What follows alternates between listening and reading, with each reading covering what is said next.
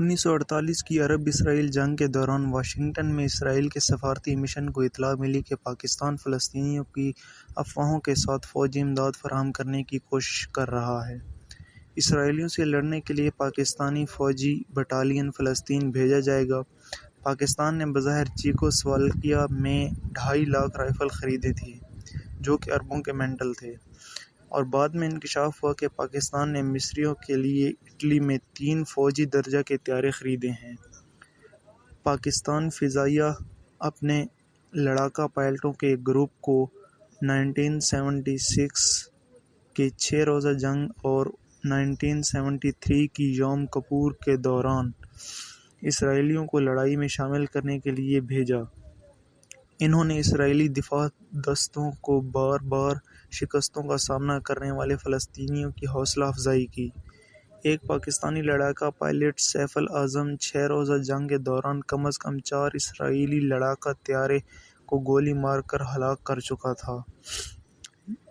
اس جنگ کے دوران اور بعد میں پاکستان اور پی ایل او نے پاکستانی فوجی اداروں میں پی ایل او افسران کی تربیت کے معاہدے پر دستخط کیے۔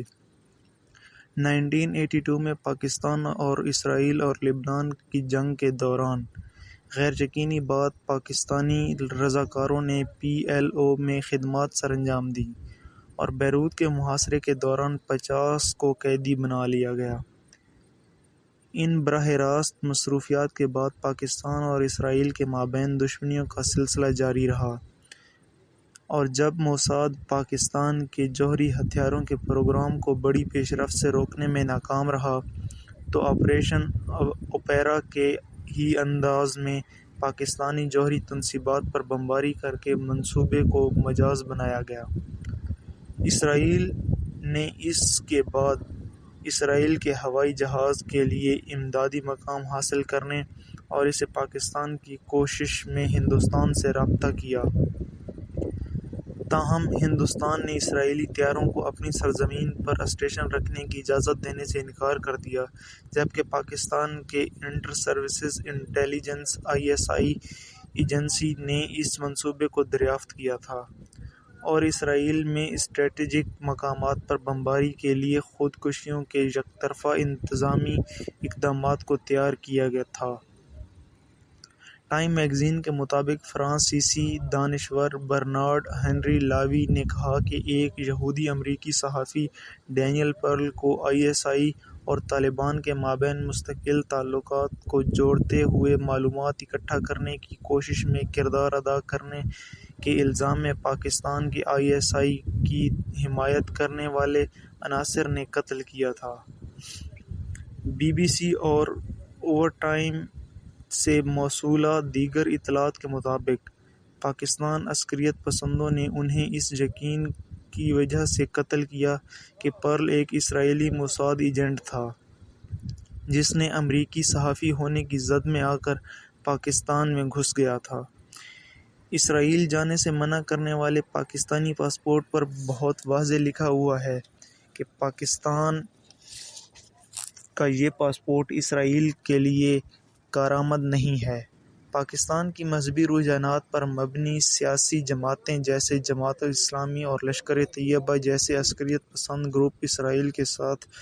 کسی بھی تعلقات کی شدید مخالفت کرتے ہیں اور بار بار اسرائیل کے مبینہ حلف بردار دشمن کی حیثیت سے اس کے موقف کی وجہ سے اس کی تباہی کا مطالبہ کیا۔ فی الحال جب تک اسرائیل فلسطین کے ساتھ قابل عمل حل ہونے تک اسرائیل کو تسلیم کرنے سے انکار کرتا ہے، تمام پاکستانی شہری اسرائیل کا سفر کرنے سے قاصر ہیں۔ اس دستاویز پر مشتمل پاکستانی پاسپورٹ کو اس مقصد کے لیے پاسپورٹ کی باطلیت کا خاکہ دکھایا گیا ہے۔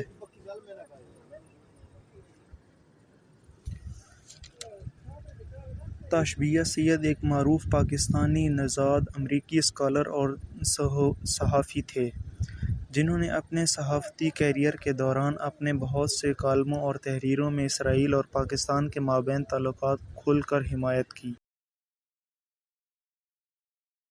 1980 کی دہائی میں کہا جاتا تھا کہ اسرائیل نے ہندوستانی امداد کے ساتھ یا اس کے بغیر پاکستان کے جوہری تنصیبات پر ممکنہ حملے کرنے کا منصوبہ بنایا تھا،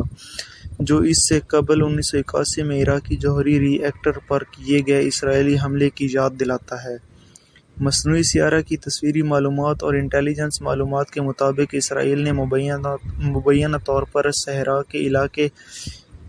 نیگیو میں کہوٹہ جوہری مرکز کا ایک مکمل پیمانے پر مقفل بنایا تھا، جہاں F-16 اور F-15 اسکواڈرن میں اسرائیلی پائلٹوں نے مذاق کے حملوں کی مشق کی تھی۔ دی ایشین ایج کے مطابق برطانوی صحافی ایڈرین لیوی اور کیتھرین اسکاٹ کلارک نے اپنی کتاب فریب میں کہا، پاکستان، امریکہ اور عالمی ہتھیاروں کی سازش نے کہا ہے کہ اسرائیلی فضائیہ نے کہوٹہ میں کسی وقت پاکستان کے ایٹمی مرکز پر فضائی حملہ کرنا تھا۔ 1980 کی دہائی کے وسط میں بھارت کے گجرات جام نگر میں ایک ایئر فیلڈ سے کتاب میں دعویٰ کیا گیا کہ مارچ ان پرائم ان میں وزیراعظم اندرا گاندھی نے اسرائیلی زیر قیادت آپریشن پر دستخط کیے تھے، جو بھارت، پاکستان اور اسرائیل کو ایٹمی تنازع کی بالائی چوٹی کے اندر لے آئے تھے۔ اس بنیاد پر کچھ ہندوستانی عہدیداروں کی ناراضگی کے ساتھ اسرائیل کو اس ہڑتال کے بعد کسی بڑے نتائج کا سامنا نہیں کرنا پڑے گا، جبکہ اسرائیل کے حملے میں ملوث ہونے پر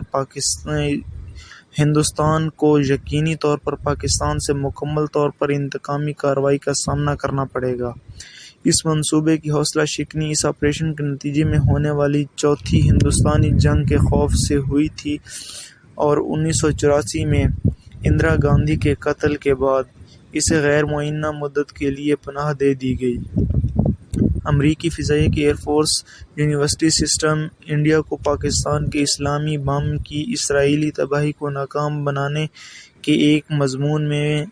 بھی اس منصوبے کے وجود کی تصدیق کی گئی۔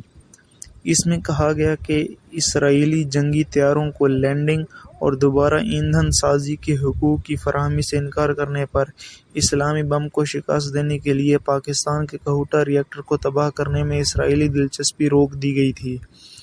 بھارت کی طرف سے تعاون سے انکار کرنے پر اسرائیل کو مجبور کیا، جو کہ اس کی خواہش تھی کہ یہ حملہ مشترکہ ہندوستانی اسرائیل کی ہڑتال ہوتا کہ اس کے ذمہ دار کو مکمل طور پر ٹھہرایا جاتا۔ اس منصوبے کو روکنا۔ اکتوبر 2015 میں اسرائیلی وزیراعظم بنجمن نیتن یاہو نے نیو یارک سٹی کے ایک ڈائن ان ہوٹل میں اپنی بکنگ منسوخ کر دی۔ اس حقیقت کی وجہ سے پاکستانی وزیراعظم نواز شریف اسی وقت تنازع سے بچنے کے لیے کھانا کھا رہے تھے، جس میں شریف نے کہا تھا کہ فلسطین میں اسرائیل کی